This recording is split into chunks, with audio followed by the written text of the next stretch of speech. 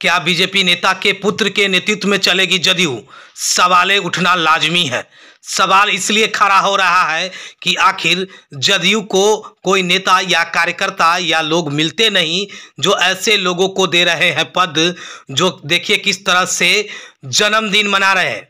और जन्मदिन के मौके पर भारतीय जनता पार्टी के वरिष्ठ नेता और बिहार सरकार में मंत्री रहे उनके पुत्र को बुलाकर आखिर उनके नेतृत्व में चलने की बात जदयू के पदाधिकारी प्रदेश में सचिव है युवा प्रकोष्ठ जनता दल यूनाइटेड के बीते एक महीना पहले लगभग जदयू के युवा प्रदेश सचिव बनाया गया है।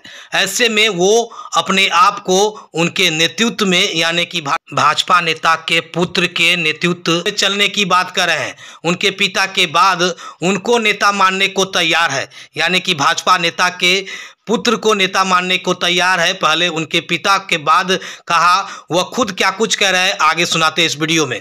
हालांकि आपको बता दें कि जनाब मुजफ्फरपुर के अल्पसंख्यक समाज से आते हैं और अपने आप में वह लगातार सामाजिक कार्य में जोड़े करने की बात कहते हैं। लेकिन इसी कड़ी में बता दें कि अपने जन्मदिन पर मुजफ्फरपुर के जदयू युवा के प्रदेश सचिव है अफरीदी रहमान, जिसका लिस्ट में प्रदेश युवा जदयू के लिस्ट में रहमान अफरीदी बताया गया है, जो प्रदेश युवा सचिव के रूप में जदयू को ने इनको जिम्मेवारी दी है।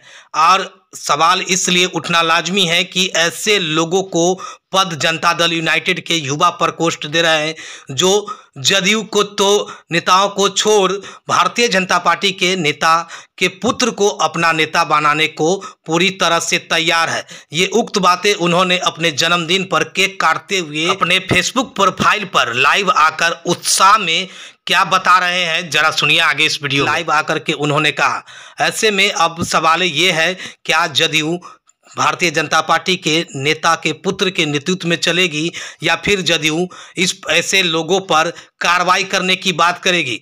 तो युवा जदयू के ऐसे प्रकोष्ठ के प्रदेश अध्यक्ष पर सवाल उठना लाजमी है कि आखिर बिना जांच पड़ताल के कैसे ऐसे लोगों को जिम्मेवारी दे रही है। क्या जनता दल यूनाइटेड के युवा प्रकोष्ठ को पद देने के लिए कोई मिल नहीं रहा या फिर कोई मिलता ही नहीं है जो बिना जांच पड़ताल के किसी को भी पद बांटते फिर रहे हैं? हालांकि जनाब अपना जन्मदिन मना रहे हैं, जन्मदिन पर सभी को बुलाना या किसी खुशी या दुखी घड़ी में यानी कि किसी भी सुख हो या दुख की घड़ी में किसी को बुलाना कोई विशेष बात नहीं है, लेकिन अपने मुंह से किसी की इस तरह से तारीफों का पुल बांधना कैसे बांध रहे, जरा सुनिए आगे इस वीडियो में। सबको जरूरत है, जो हम लोग को नेता मिल गए हैं जो संजीव जी हैं, अब इनके नेतृत्व में ही हम लोग जो है मंत्री जी के बाद जो है इन्हीं के नेतृत्व में हम लोग चलेंगे। और सबसे पहले यहाँ पे सभी लोग आए हैं, सभी लोग का मैं स्वागत करता हूँ। आज सभी लोग हमारे जन्मदिन के मौके से सबसे पहले हमारे गार्जियन स्वरूप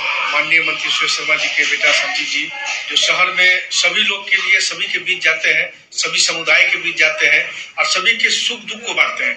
सुख के घड़ी में जाते हैं, दुख के भी घड़ी जाते हैं, चाहे सोशल मीडिया के माध्यम से हो, मोबाइल के माध्यम से हो, जरूरत पड़ता है खुद पहुँच कर आते हैं और सबका सुख दुख में साथ देते हैं। और वैसे ही नेता हम लोग को जरूरत है, अपने शहर को जरूरत है, जो हम लोग को नेता मिल गए हैं जो संजीव जी हैं, अब इनके नेतृत्व में ही हम लोग जो है मंत्री जी के बाद जो है इन्हीं के नेतृत्व में हम लोग चलेंगे। और सबसे पहले यहाँ पे सभी लोग आए हैं, सभी लोग। इस शो के प्रायोजक है मां भवानी डेकोर प्राइवेट लिमिटेड, मतलब a complete floor solution, new 0 mile Dadar road Muzaffarpur.